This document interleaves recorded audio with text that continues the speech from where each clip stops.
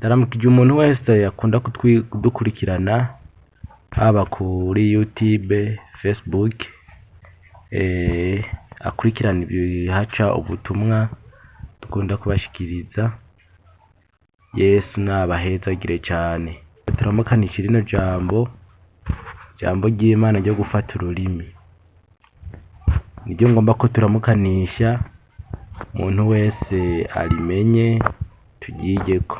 Jambo twayaze kuri uno maze n'abahurikiye mu muryango wa Vie Chrétienne TV, cyane bari muri groupe ya WhatsApp twarisangiye, ariko ndagomba ko namwe bwe mudukurikira kuri Facebook, mudukurikira kuri YouTube, ko namwe tworisangira. Iyi ni groupe WhatsApp nkuko mubibona, irimo abantu 94 bagiye barakura link kuri Facebook no kuri YouTube n'ahandi. Aya majambo mbona kini kivugo dufise, jambo riri muri Bibiliya ngo ni muze kuri jewe mwese abananiwe n'abaremerewe ndabaruhura, mwikoreze ingata yanje itababaza kandi umutwaro wanje urahwahutse.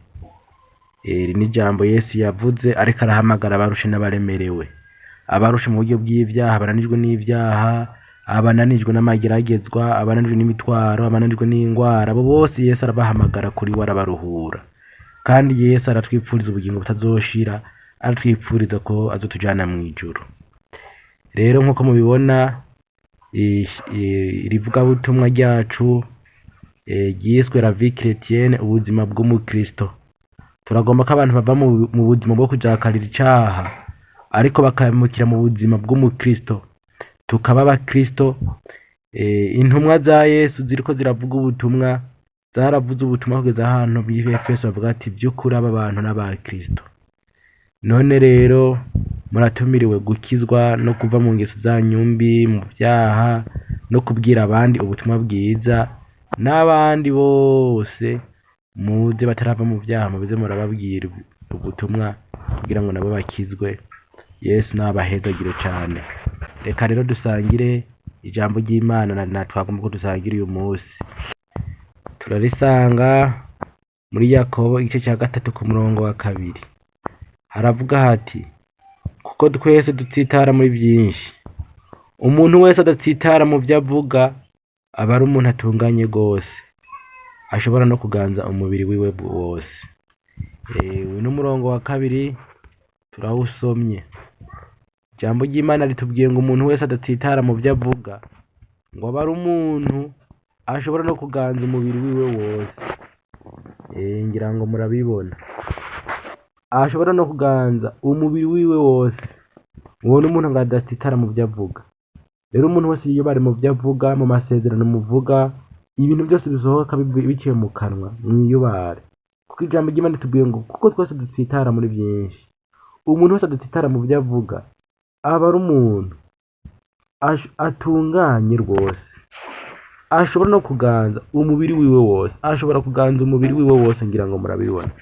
Rero Imana idushoboze, Imana idutabare. Tubandanye gusoma ngo n'ururimi rero niko ruri, n'urugingo rutoya rukirarira ibikomeye.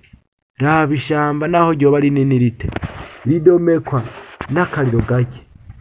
Ishamba ngo naho ryoba rinini, ridomekwa n'akariro gakenya. Umuntu wese rero aca azarisuzuma. Ishamba ngo naho ryoba rinini rite, ridomekwa ngo n'akariro gake. Kandi namwe murabibona, ishyamba ni rinini, mu gutometsa akampi gatonyo gacutereramwo rica risha ryose. Rero ngo ururimi niko ruri, n'urugingo rutoya. Niko hano ryo mugimana riko ratubwiye, n'urugingo rutoya. Ariko ngo gwirarira ibikomeye, gwirarira ibikomeye. Umuntu wese rero asenga Imana kugira ngo Imana iduhe kunesha. Tuganze ururimi ntirutuganze, turuganze. Ibyo tuvuga bibe amajambo atomoye. Mbere Bibiliya iratubwira mu Banyefeso igice cya 4 umutwe w'amajambo havuga ngo ingeso zibere mu Kristo.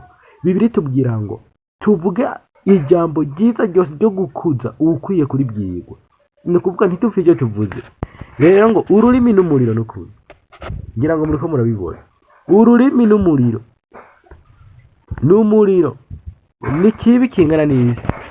Yesu nadutabare. ehe ngibi ururimi n'umuriro ni kibi kingana n'isi. Ururimi rwashizwe mu ngingo zacu ngo ruhumanye umubiri wose, rudomeka ukubaho kwacu rwose. Ngo ntimwumva ko Yesu akwiye kudutabara, ariko dusenge cyane uko rubiri kose Imana iduhe kunesha, kandi Imana iratanga kunesha. Ngira ngo murabibona, ururimi n'umuriro ni kibi kingana n'isi. Ngo kandi urudomeka ukubaho kwacu kose. Ngira ngo murabibona, ngo nagoroba bwadumutse Gehinomu. Ijambo ryavuze ngo umuntu wese adatsitara mu byo avuga ashobora kuganza umubiri wiwe wose. Bisigura ko bishoboka yuko umuntu yiyubara mu byo avuga. None namwe nimwiyubare he ngibi, ashobora kuganza umubiri wiwe wose. Rero birashoboka yuko umuntu arinda umubiri.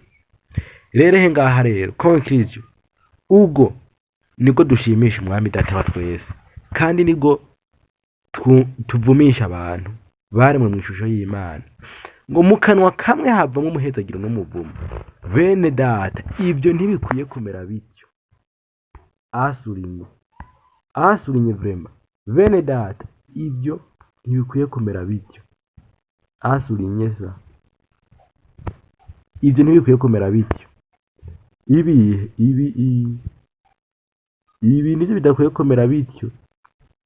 Ngo bene data, ubwo niko dushimisha umwami data wa twese, kandi niko tuvumisha abantu baremwe mu ishusho y'Imana. Iyumvire ukava kuririmba indirimbo ukoresheje ururimi, ugahezagira abantu, hama usohotse ugatangura kuruvumisha abantu rwa rurimi nyene.